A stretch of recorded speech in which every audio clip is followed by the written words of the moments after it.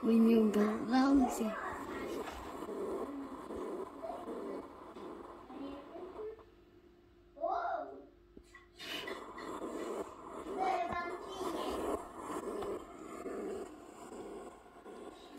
Это ежик нам деда принес, он такой красивый.